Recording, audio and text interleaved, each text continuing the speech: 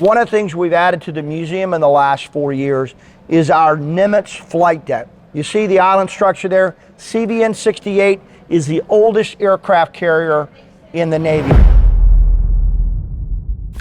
But one of the things that I'm very proud of, and we talked about naval aviation starting in 1911, so we've got a pretty good 112-year story going. But the cool thing about that story is it continues to be written. Right now, men and women are deployed on aircraft carriers somewhere around the globe, Eastern Mediterranean, Western Pacific, supporting our national interest. You did it, I did it, there are young men and women out there doing it. And to better tell their story, one of the things we've added to the museum in the last 4 years is our Nimitz flight deck. You see the island structure there? CVN-68 is the oldest aircraft carrier in the Navy, and it's the lead class of the Nimitz class aircraft carrier.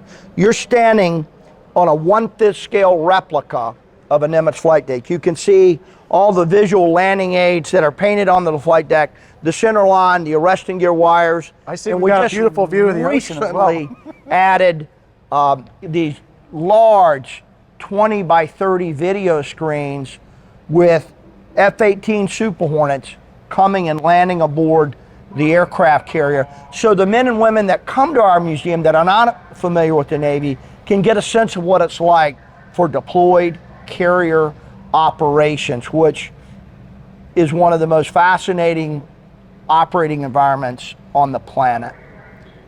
So when you get to look at this, and you watch the Rhino that just went right over our head and landed right here on the flight deck. It's a beautiful display, by the way, sir. Oh my gosh, it's amazing. When you see the kids come in here, do you see their face light up? This has been one of the nice, 4 years ago, this was just terrazzo marble. Looked great, but it was static.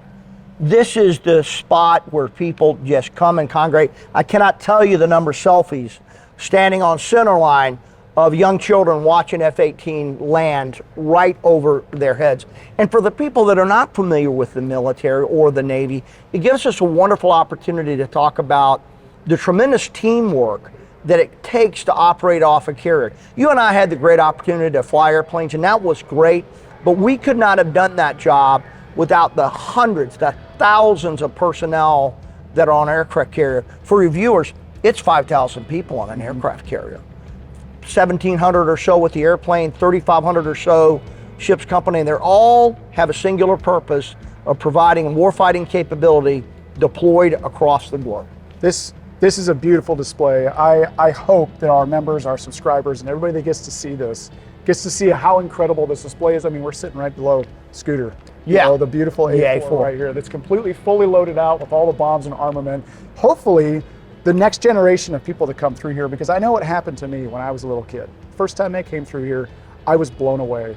And it almost felt like it was something that was too big to achieve. It was something that's too big to conquer. I certainly felt the same way. But one of the things that we work hard to do is to tell that story.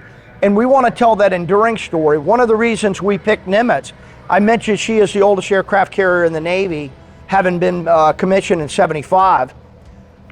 But they built 10 of them. And the last, the USS George Herbert Walker Bush, named for our 41st president, and who for a time was the youngest naval aviator in World War II. That ship was only commissioned in 2009. They have a 50-year life cycle.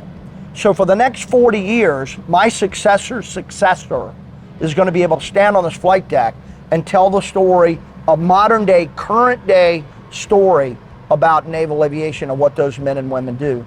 And as I mentioned, with Pensacola being the cradle of naval aviation, we love our 750,000 patrons that come here, but probably our most important constituent are the 2,000 ensigns and second lieutenants that start their Navy career here, and the 60,000 sailors and Marines that are learning to work on those airplanes. Our goal is to use this museum to teach them about the vocation that they're now part of. Literally give them a peek under the hood of the team that they're now a part of. So when you prioritize this museum up against other museums, I would say this really isn't a museum. This is a living, breathing place. It is. Because it's not a time capsule. It's a time capsule, plus it's continuously to evolve, because we are training men and women to be the next warfighter and showing the legacy that they are now a part of.